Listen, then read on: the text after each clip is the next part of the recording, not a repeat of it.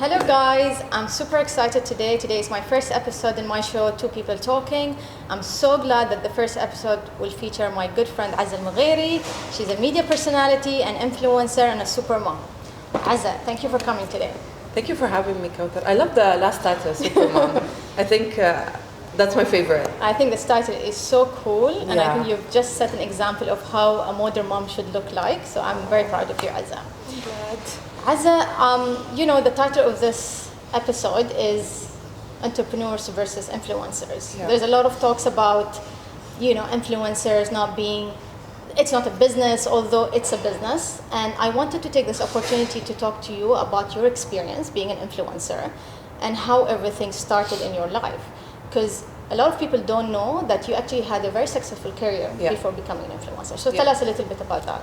Okay. I know I say this a lot, but honestly, the term influencer is not as what is spread outside, and it can be in many different ways, Kautar. I think we reached to a point people are more aware what an influencer does, and still there's that stigma that follows every influencer that I'm still not 100% comfortable when people tell me now, what do you do? Yeah. I say, and I'm an influencer. I don't say it. I don't know why. Yeah. I just don't feel I'm entitled to say that word because of what it means in dictionary. Yeah. You know what I mean? But of course, I come from a long background of career. You're talking about 12 years. I'm not that old, but I started young. 12 years, guys. So she didn't pop up into the market as an No. influencer. She had a rich experience. Yeah. And to be honest, it's everything linked to me having an Instagram page eventually later. I started typical with a small job, and then I moved to private government, and then I did banking, and then I did hospitality. And on this, I always had a part-time job of media and emceeing. So you're talking about no life, crazy working hours and all that stuff, and I experienced everything till I reached a point like, okay, my job demanded me to have Instagram, and that's how I started, to be honest. I know that because I know you from your jobs as well, like previous jobs, and I always felt like it was so fascinating that you decided one day, you know what, I'm going to quit my job and focus on being an influential community member where I can share knowledge. And I know you're very passionate about social topics. So let me know, when was the right time for you to just say, I'm giving up everything and I'm focusing on this? What made you do that? See, this is maybe one of the most asked questions I get in general. Hi, Azza, how can I make money from home? Yeah. Anyways, guys, there's no book that tells you how, or there's no a drink. It's a long, and I don't really have the nice answer to say, but it's tough, it's a tough word. And I can say maybe after a lot of work I did to myself, I'm comfortable to say I'm sitting at home and working. It didn't just happen out of nowhere. Yeah. Even when I left it, I actually had a guaranteed job, guys. I'm very proud to say this. Like, for me to leave my last job and be able to do freelancing, I had a 1-year contract somewhere. That's why I had the guts to do it. Yeah. Other than that, I wasn't going to do it. I'll be very honest. I don't want to sound like, I'm gooey and I can do what I want to do. No, I planned it well. So after 12 years, I'm like, okay, I'm done with the corporate life. I had the opportunity. I was always doing part-time freelancing, always, for the past 6 years. But I never had the guts, Kautar, to do it alone. Because it's not stable. I mean, you know of how course, it is. Like, I got used to every 25 to change. My bank account has my salary, Yeah. So I was like, of course, I used to be a TV reporter for Abu Dhabi TV, and then I was like, you know what? I just got married. I want to focus on my life. I want to focus on, this is what I love. And I'm actually done with corporate. Khalas. I gave it my all. I don't have more. So to be honest, I didn't think of it. I just went to resign, and I was like, I'm starting next month my 1-year contract with Abu Dhabi TV, and just do it.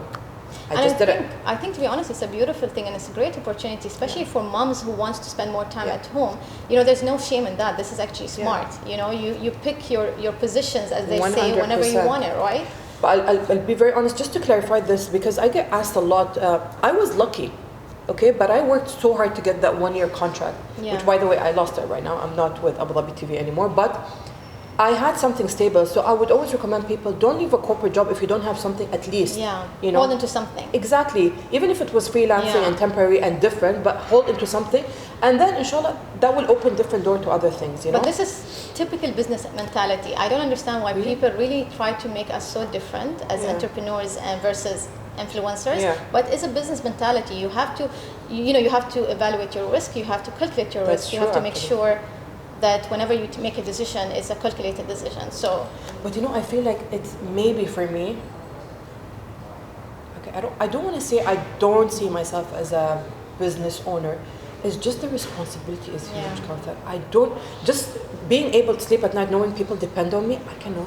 Yeah. And this is where I always think, how do business owners, how can they do it? Yeah. Like there's that fear. Yeah, I agree. To be honest, like I feel like influencers and entrepreneurs, the influencers do business as a startup when they're a one-man show, one person doing everything, right? But when you are in charge of a team and in charge of clients, definitely it's stressful. You don't sleep at night. Like people tell you, like after 3 years you'll have a balanced life. No. Excuse my language, this is bullshit. Like, and it's never. Yeah, it's never stops. I work long hours. It's stressful. And guys, people tell me like, how do you manage 4 businesses? I am very honest saying that with a lot of anxiety. Okay. A lot of anxiety. It's not easy. This is the thing that makes me think a lot. And as well, knowing that people depend, like I pay salaries for people. People depend on me. Yeah. This is the fear that I have, that thinking maybe I will never own a business for that. Yeah. Maybe my kind of business is different. It's me. I get paid. I get paid. I don't get paid. I don't get paid. People pay you for the content you put out, but it's a lot of work because we do 100%. at KBS a lot of social media content and things like that. And I know it's not an easy thing to do. You have to plan. You have to look for opportunities. You have to, come up with interesting way of communicating. So that takes us to a question like, how many hours a day do you work normally? Always on my phone. I mean, I just want to say this without sounding arrogant, to be honest. It's just because I built my name right now. Yeah. I don't do all the, of course I have a manager right now, I have an agency I work for and all this stuff. I don't do anything other than posting right now just because I reached to that point now. I built my name, I built my portfolio. Yourself, I know what to do. So I don't spend a lot of time, I don't script, it's very on the flow. It's just dealing with client and dealing with payment and dealing with, if you don't post for the next 3 days or 4 days, your impression goes, all that drama. But it doesn't take pressure. It doesn't take, I think it's more pressure, that's the word I was looking for, than working so long. There's not a lot of working, it's just posting. You can post from anywhere, literally anywhere. Like Maria is next to me, I'm trying to put her to sleep, and I'm doing my work. And I love how Maria is like kind of part of the story sometimes. She is the story. Yeah, I love it. I love it. I have to say that every Friday, the good mornings and all of that, that's my thing. Yeah. I mean, I never expected, to be honest, I'll be very honest, I always say that. I was just talking to my sisters yesterday and I was like, I would never ever expect I'd be a mom who's sitting at home working and just making a living being at home, and this is such an amazing blessing that, again, I hope people understand it takes so long effort and working to reach to it, because this is the most asked question I get from a lot of mothers and women. Azza, how can I be on TV? Azza, how can I do freelancing? Azza, how can I get money from home? Guys, there's no recipe. I don't know. Guys, I know a lot of influencers, but Azza is one of those influencers that I know she really works so hard on her content and building her page and fan base. Definitely. Like, how many years have you been now? 5 years. 5 years. This 5 years, I've seen the progress, and I feel like you've put so much effort in it. So haram in people to think that, you just started and you have, hundreds of followers or X amount of followers, and then you're... I didn't buy my verification or my followers, just FYI. Yeah. That's the rumors that's going around. Guys, if you know Azza, she's so against this. So. I didn't even know you can buy a verification. I swear, till I got verified, and then I got calls. Everyone asked me, from which company did you buy it from? Buy what? I'm like, I swear, I woke up in the morning, I just find the site. I didn't even get an email. I find the site thing saying that. Guys, there are a lot of scammers, so don't fall for this, just FYI. See, Kauthar, there is a lot of people who take it the easy way. There is a lot, and there's a lot of brands who pay for those people who go that way. By the way, till now, that's my one thing that pisses me off so much. But it's okay, that's life. I remember years ago you were telling me about me starting my own page. Keep it public, and I was terrified by that experience because I know how much work it is. Like, think it's not something you can do one go and then disappear, because you're committing. You have to be consistent. So I'm glad I am now in that phase. But honestly, guys, Kauthar from everyone in the world should do this, because I always say, like, she has an amazing story, inspirational story for a lot of women out. Like, Kauthar was in a corporate as well, and she had a job and everything. How did you decide to have a business and have all this anxiety in your life? Because I'm very passionate and I like to have multiple things happening at the same time. When I worked for the government, I was fortunate to be in charge of so many things, different sectors even. So I really enjoyed that. But at the same time, I realized there is a gap in the market. There's a gap of having a local company, local expertise, especially in the PR and the media sector when it comes to strategy, crisis communication, reputation management. There was a huge gap. And I remember saying that I want to start my own business, and people laughed at me. The first people who laughed at me were my family. It's typical. Yeah, they're like. But how? Just out of nowhere? Nothing triggered you? Nothing came? Nothing? No, I was already doing consultancy for private companies. I have to say that I've worked with a lot of multinational companies that really supported me in the beginning as an advisor, just to help them with their strategies in the Middle East. And then in 2010, I was like frustrated with the market situation, with lack of quality, lack of understanding. But at the same time, the same year, I had a very bad car accident. I was a workaholic. My father passed away the same year. So I decided, you know what? I do me.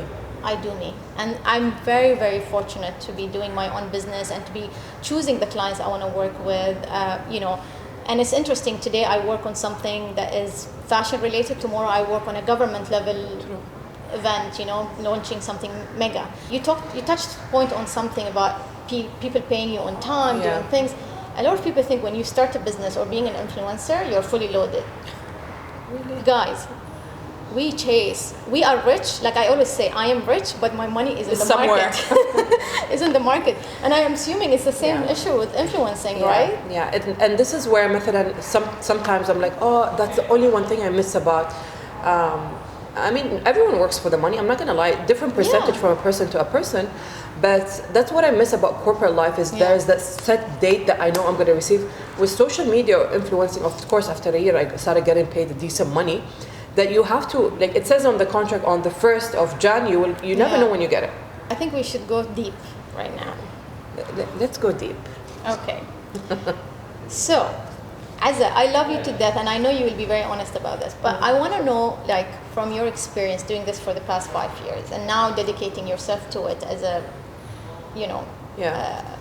I'd say a business. To me, I look at it as a business, What was your worst collaboration ever?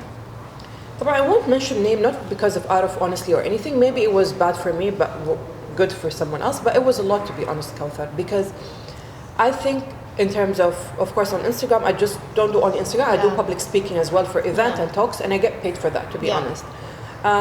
When it comes, like I get a gig, they come to me, we agree on the amount, I go there, the treatment. Yeah. Like you're hired, I don't even know what's the right word. Yeah. Like and it's weird because the same thing when it comes to the MC world.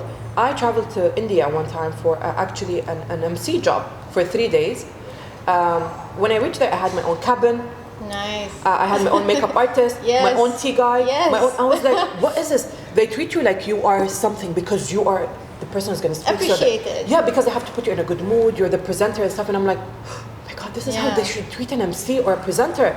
I'm not going to say everywhere here is the same, but most of the clients I get here, I got really good clients, but some of the clients here I face a lot with MCing, they treat you really badly. Yeah. I paid you to do this, and it doesn't work like that. So unfortunate. And it's the same thing with Instagram. When they get a client, pays you, let's say, whatever X amount, and then they ask you for something, you go there to cover it, they're like, can you do this? And you reach to a point because you have to just be like, I'm sorry, you just paid me for this. Don't abuse me. It's supposed to be an hour. Yeah. I'm here for 5 hours just for a small amount. Yeah. But this is the hassle where people don't get. They just think we get free stuff and free food. Guys, if you think being an entrepreneur or an influencer is a glamorous thing, and I know a lot of people use it as a trend, think again after this interview, because honestly, it's not an easy thing. Like, there's so many challenges. Like, you only see the pretty side of things. No one sees what happens behind the they're scene. like, oh, but you go to all these pretty places and you eat all the... Okay, let's take an example. Food, you go to shoot a restaurant. By the time you take a picture and videos, everything, it's uneatable. When you go to an event to cover, imagine I get a staycation. I go staycation, even if it's paid or not. A client will send you a long list of what your deliverable. There's something called deliverable. It's what they expect from you to do. It's crazy, but at the end of the day, you don't do anything because you're there working. So it's a different... Even girls who take outfits, I'm sure Angel is used to this because he does this. There's a lot of things before posting the outfit and the commitment. So people don't underestimate something just because you see the final beauty about it. There's a lot of things behind the scene that people are not aware. It's like when you do an event, like a major event, like Formula 1, for example. There's a lot of planning, there's a lot of studying, there's a lot of stress, there are late nights, there's a lot of collaborations with people outside the UAE. and then the end results. People see the end result, but they don't know all the crap you have to go confidence through. sitting there having fun. No, I just had a heart attack with something. Yeah, but I'm still smiling. So that's the thing. And I think women do that a lot. Yeah. We work so hard and we still keep that nice Smile. face out there. Okay, so your worst collaboration, you haven't really told me except the treatment, but I'm gonna go back to it later. But let's go to positive now. Yeah. Best collaboration. Okay, I'll be very fair just because I'm not gonna say only this brand, but I had amazing. This year was really last year was really my year. But I would say Johnson & Johnson is my favorite just because honestly, I was treated like an influencer. My input is amazing. Of course, it's a paid collaboration, but I've been using Johnson in my house and my husband and my daughter for years. Who doesn't? Yeah. So it made so much sense. Like I'm an ambassador of a very international brand. They treat me like they know. I mean, they just made me love Instagram, honestly, because they treat you like a human, a person, and they respect my content. And they came for me to this. When I joined Johnson first, I didn't even have 30K. Like, you know, they're like, we don't care. We love your content. You have a message, and that's what we care. We sign with you. And look, I mean, now I'm different, so I'm very thankful to that. I think it's very important to, you know, highlight when there are positive stories, regardless of the company, as you mentioned, to highlight these companies, because I'd say that about my business as well. There are companies that are government entities or semi-government, even private. You know, they're so flexible to deal with startups or SMEs. They even change their policies to be able to do business with us. They listen to you. Yeah, and they listen to us. Some companies, they want to like tick the box that they've done business with an SME business, but they really don't understand that, you know, you can ask us for a bond letter because my cash flow can be frozen for 90 days or things like that, you know. But I'm very proud of collaborations as well that I've done or work I've done with entities that really change the way of dealing with entrepreneurs. And I think we're getting there slowly, and the same thing with the influencers. Because in the UAE in general, or I'd say in the Arab world, like, we're still not there with the influencer business. We're getting there. Even because we see a lot of influencers that are not delivering. There's a lot. There's really a lot, and I think brands sometimes hire the wrong people because I'll be sitting in a room, not underestimating anyone. I have a legit content. I work so hard on my followers, on my page, and then you have someone who definitely bought, and then he get double the price than you, and it just there's this. And brands at the end of the day, I understand because when I sit with brands, they're like, Mr. Azza, I just want view. I really don't care where it's come from. So I'm like, this is where I think that's why it will never change in terms of. More people are gonna be thinking, oh, Instagram, it's easy, let's do it, and more fake accounts are gonna come. And there's no return on investment. Like because I also hire a lot of influencers for my clients. Yeah. So for me, it's very important to see the return. I need to know that there will be a return. Otherwise, why will I connect them to my clients so I have long-lasting relationship? When you started 5 years ago, because people think when you're an influencer or even a business owner, this happened to me before, you think that the first collaboration you will ever do, you will just get paid hella lot of money. No. So tell us like about your first collaboration and how much did you get paid? Was it, I mean, obviously everything in life is a learning. 100%. So tell us about that. See, I'll talk about both sides because I'm very proud of my MC and presenting live because I used to take 10 dirham literally or 30 dirham per hour. Wow. Imagine, and I worked so long. No one knows this stuff. I'm so proud for you to say and this. On Instagram, I used to do a lot of free things just because I'm still not there. Yeah. And same thing with presenting. And I would say like in presenting, I swear to God, sometimes I take 100 dirham for the whole day, sometimes free. It took me 10 years to be able to, a client gives me a contract and I put my number, but not because I'm arrogant or anything, because I work so hard. You know your worth. Exactly. And I can't. So imagine all these things that I had to go through. With Instagram, the same. I think at the beginning I used to do a lot of free things because I couldn't justify me getting paid, and I wanted to just see if I can do that, not do that, give. So I think in the beginning it was a lot of free things, a lot of free things that people thought I was getting paid. So I didn't even get anything. And I think my first one was like $200 or $300. Yeah. Which is nothing, guys, if you know. Like, which I don't know if I got the money or no. Oh my God. Yeah, I don't think See? And it's just the feeling that I got a paid contract, but I don't know about the money. But no. I worked so hard until now. There is, my rate is high, but there's certain things that I do that I have to go. Because it's a seasonal thing. Yeah. So we have certain seasons that I'm not working. I really need to be very... Same with business. It's seasonal. We have the seasons of events and activities, and then there's a dead season. We call it the dead season. Yeah. And this is the season where, trust me, I take a month off. Yeah. But would you do, in the dead season, would you take anything lower than what you normally get? No. Or you would just say no? I have to say that I've learned so much about like even today, I've been doing business for so long. Even today, I'm learning about myself and my business. Okay. So I never stop learning. I remember charging people, you know, for services because people pay me to think for them. I'm a strategist, so I remember charging people for services, and like I think 6 months out into business, someone came to me and said, "Kauthar, I think you're undercharging." And I said, "What do you mean?" They said, "Like we pay 5-6 times of that price for someone like you." And it was a government entity, a senior, representative of a government entity, and they told me this, and I was like, "What?" But I'm a startup. They said, "Yeah, but people pay you to think for them." Yeah, it's big. You can't put like a small number on thinking because it's, you know, when you do a strategy and you do planning and everything, it's all with your brain, so you consume your mental energy. Wow. So I was like, "Yeah, that makes sense." So I remember changing my pricing, and I submitted a proposal, and no one even negotiated. And I knew then at that time that he was right. That he was right, yeah.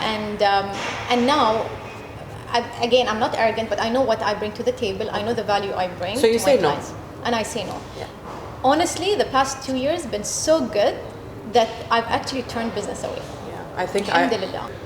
So Azza, I want to kind of talk a little bit about your social, I call them social episodes on Instagram, because I love it, and I think you bring really interesting topics. Tell us, like, what made you really start these kind of series? So I think it started 5-6 years ago. I was going through a divorce in my life, and I started doing topics on Instagram just because I was collaborating with the amazing Walid Shah. Walid Shah is creative. He is really amazing. like and he was like, I think one day I was doing an episode with him for something, and I was like telling him, "Dude, I'm dying to do like an online." He's like, "Oh my God, I have one. Let's collaborate." And we did it, and it was amazing. We had White Cube Radio, and I had my show called Keep It Real with Azza, which I loved. I kind of miss it. Soon, inshallah. Inshallah. And I started doing the episode, and I think this was the first time when Instagram actually started doing their 15-second video on Instagram. When was that? I don't know. It was the first week they launched. I'm like, what is this? Yeah, it was a long time ago. So I started shooting and doing topics in Arabic and English, like in 2 posts. Oh my God. And then I saw people liking it and be like responding. And that's where it all started, to be honest. And from there till today. But of course I grew. I've learned a lot because I used to do random talking without thinking. Same thing with the radio. I would talk about a very controversial topic. And I think there's a missing for that from an Khaliji Arab woman. Yeah. And that's what I wanted to give the input and talk about it, just being. Okay, now I'm going to ask you a question. What is one thing people think of Azza and it's not true? I think a lot of assume that I'm strong. I am strong, but a lot of people think because I went through all this and I'm still standing and I'm very strong. And I'm a very sensitive person. I cry, like I can cry right now. I cry a lot, like randomly. And it's just my character. A lot of people would think, so when they see me crying, they're like, I'm a person as well. I think people misunderstand like the fact that you can be strong, but you're also emotional. You're human. Exactly. Yeah, human. Like, what do you guys think? Like, you know? So people they're like, huh? Like, yeah, I do cry. I am depressed. And a lot of people think I'm happy. Like, I'm always positive and happy. It's impossible. It's not normal. You need to be in some kind of drug to be always happy. And it doesn't exist, actually. What do you think people think of me? Because you know me. Intimidating. Oh my God! I swear this was on my mind. Intimidating for sure. Really? Yeah. I connected to you because like I felt there was something. But yeah, you can like you're a boss lady. Like definitely you look like a business owner, like a CEO, boss lady. Like don't mess with me. Okay, Azza. So last message for the viewers. Something you want to tell them, a perception or an advice or things that you feel it's very important to share. Guys, I just want to give this advice just because I hear it, I see it a lot. Not because you're not living something, it doesn't mean it's easy or it's hard or it's the way you think it or it doesn't exist. There's a lot of people who maybe have a misconception. Is it misconception? Misconception about entrepreneurs or about influencers and stuff like that. I believe this is a job like anything else, like being a banker, like working to an office and everything, but it's in a different vibe. And this is life. By the way, like technology and everything is happening and things are developing. I just want people to, not because you're not doing it or you're not an influencer, to underestimate us. Or think about us in any different way just because you don't do it. That's my only advice, because you never know something till you go through it. No matter like how much experience you have, through other people that's around you. If you haven't gone through it yourself, You don't get it. you don't get it. And I agree with Azza on this. Please don't label people regardless Yes. of what job they do. And I think even if it's a T-boy or a CEO or an influencer, have some respect, because respect doesn't require you to have so much effort. You just have to be respectful of people, and I think that's the kindest thing you can do regardless of what they do in life. So thank you so much for watching this episode, and stay tuned.